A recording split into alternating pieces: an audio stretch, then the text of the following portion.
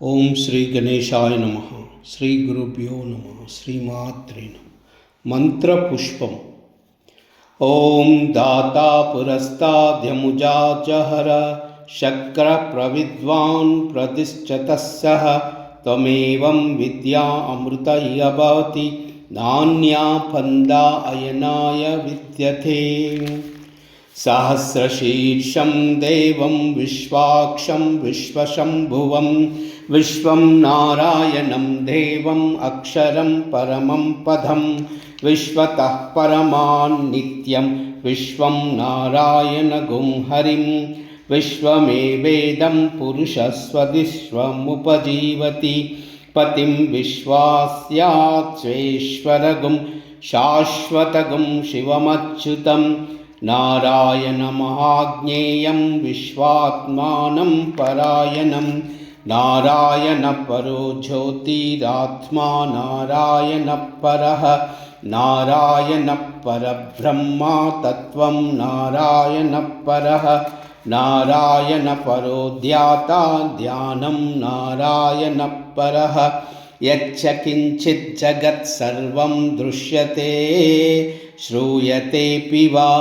అంతర్బహిః సత్సర్వం వ్యాప్య నారాయణ స్థితః అనంతమవ్యయం కవిగం సముద్రయంతం విశ్వశంభువం పద్మకోశ ప్రతీకాశగుం హృదయం చాప్యధోముఖం అధో నిష్ఠావితస్యాంతే నాభ్యాముపరి తిష్టతి జ్వాలామాలాకులం భాతి విశ్వస్యాయతనం మహత్ సంతతంగం శిలావస్తులం వ్యాత్యకోశసన్నిభం తస్యాంతే సుషిరగుం సూక్ష్మం తస్మిన్ సర్వం ప్రతిష్ఠితం తస్య మధ్యే మహానగ్ని విశ్వాక్షి విశ్వతోముఖః సోగ్రభూద్విభజో నిష్ఠ అహం నారాయణమజరః కవిః తీర్ధ్వగూర్ధమదస్యాయీరశ్మస్తన్యాయ సంతతే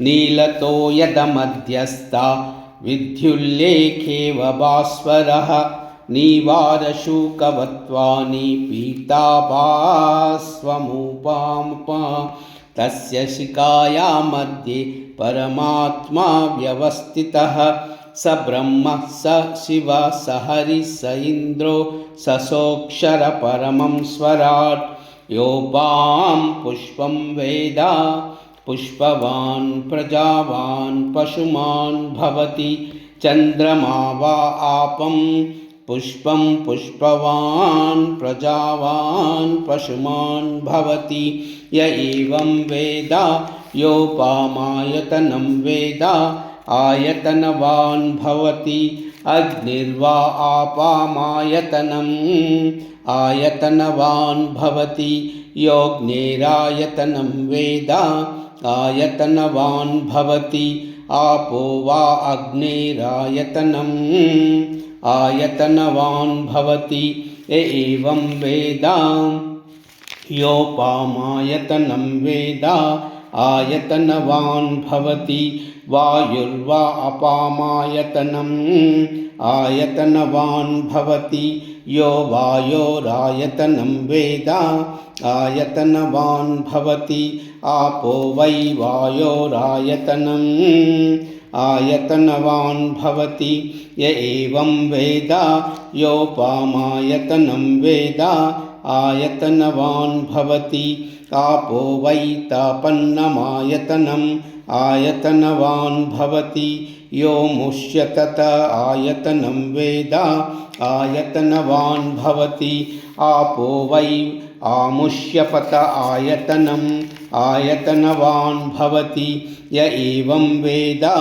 యోపామాయతనం వేద ఆయతనవాన్ భవతి చంద్రమా వా అపామాయతనం ఆయతనవాన్ భవతి యశ్చంద్రమస్య ఆయతనం వేద ఆయతనవాన్ భవతి ఆపో వై చంద్రమస ఆయతనం ఆయతనవాన్ భవతి య ఏవం వేద యోపామాయతనం వేద आयतनवान् भवति नक्षत्रावापामायतनम् आयतनवान् भवति यो नक्षत्राणामायतनं वेद आयतनवान् भवति आपो वै नक्षत्राणामायतनम् आयतनवान् भवति य एवं वेद योपामायतनं वेद आयतनवान् भवति पर्जन्यो वापामायतनम् आयतनवान् भवति यः पर्जन्यस्यायतनं वेद आयतनवान् भवति आपो वै पर्जन्यस्यायतनम् आयतनवान् भवति यवेवं वेद योपामायतनं वेद आयतनवान् भवति संवत्सरो वामापामायतनम् आयतनवान् भवति य संवत्सरास्यायतनं वेद आयतनवान् भवति आपो वै संवत्सरायतनम् आयतनवान् भवति य एवं वेद योऽप्सु नावं प्रतिष्ठितां तां वेद प्रत्येव तिष्ठति किं त्वद्विष्णोर्भवमाहुः का दीप्तिः किं परायणम् एको यदारय देवः रेजसि रोदसी उभे वातो विष्णोर्भलमाहुः अक्षरादीप्तिरुच्यते त्रिपदाधारय देवा यद्विष्णोरेक उत्तमं राजाधिराजाय प्रसय्य सायिने नमो वयं वै श्रवणाय कुर्महे समे कामान् कामकामाय मह्यं कामेश्वरो वै श्रवणो ददातु कुबेराय वै श्रवणाय महाराजाय नमः। ॐ तद्ब्रह्मा ॐ तद्वायुः ॐ तदात्मा ॐ तत्सत्यम् ॐ तत्सर्वम् ॐ तत्सुरो नमः।